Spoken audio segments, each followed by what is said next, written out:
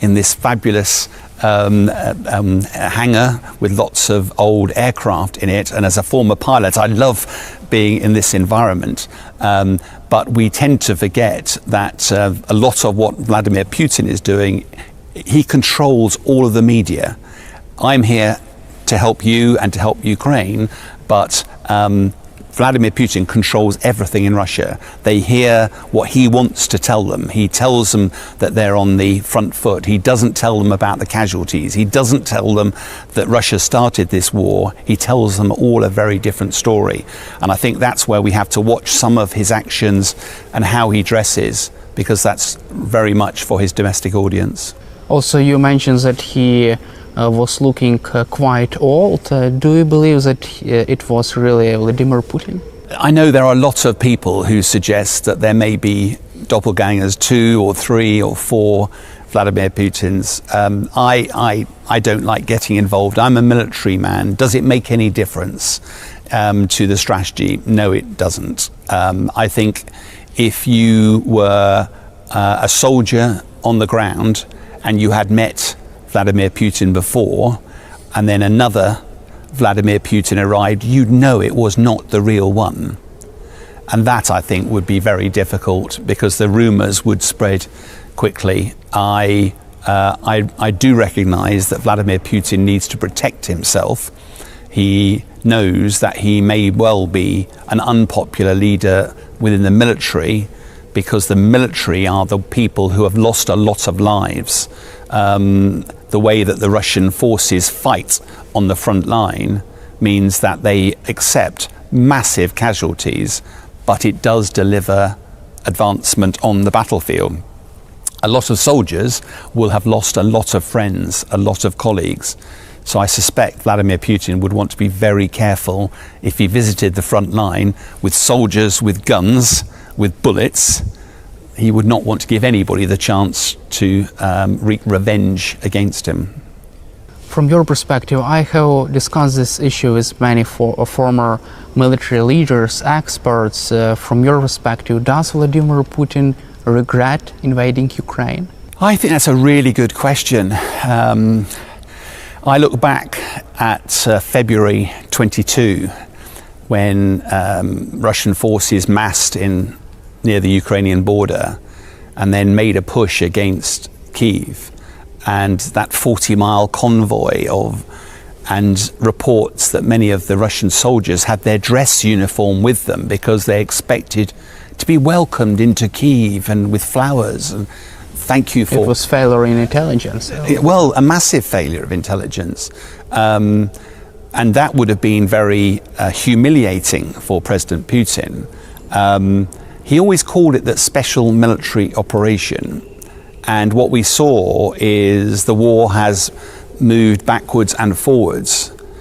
But what is clear now is that President Putin is securing that land bridge of the 4 regions of the Donbass, Donetsk, Luhansk, Zaporizhia and Kherson, linking to Crimea. And that gives much more security for the vital port of Sevastopol for Russia. I think if you look back, I think Russia would not have expected 3 years on to still be fighting. But I think Vladimir Putin sees his place in history. In his offices, there are big statues of Peter the Great and some heroes of the former Soviet Union. I think he sees his place in history as retaking some of those nations that were once the Soviet Union. And sort of whilst he probably didn't expect it to be this difficult, if you look at it through a different lens, he might have been very scared of NATO. I think he's less scared of NATO now because he's managed to scare Western politicians to not get involved. I think he's formed new relationships with Iran, with North Korea, with China. So in some respects, I think he might believe he is making Russia great again. And I know that sounds strange from where we sit in Ukraine, But this is all about his own audience, his own history, as he writes history, his chapter of it.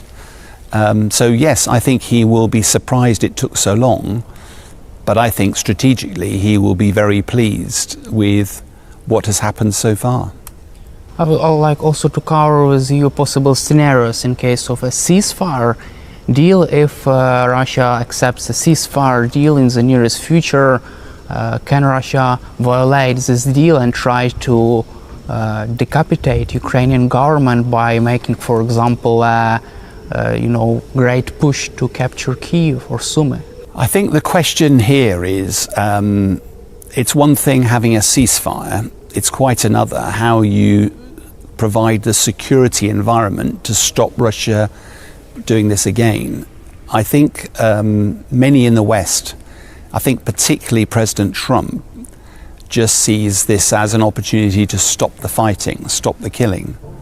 As a military guy, unless you solve the problem, you don't end the war. The battle may stop, but you don't end the war. And last time I came to Ukraine in October, I was reminded several times that this war didn't start in 2022. It didn't start in 2014. Russia in various forms has been attacking Ukraine for 300 years and trying to destroy its people, its language, its culture, its civilization. And that Russia won't stop. So pausing the war with a ceasefire will never be the answer. The answer has to be a robust security environment in that post-war time. And that, I think, is the most difficult conversation. I think President Zelensky has recognized he needs American help and therefore agreed to negotiate. But he's been very clear, I cannot allow my country to agree a peace unless we have something very robust in terms of security environment. And I was reminded when I came here last time, I remember history, 1994, the Budapest Memo, Ukraine was the third largest nuclear power, and Ukraine agreed to give back its nuclear weapons in return for a cast iron guarantee about the sovereignty of the country. 20 years later, Putin moves in and the West largely does nothing about it. That memory will not allow President Zelensky to accept a signature on a bit of paper.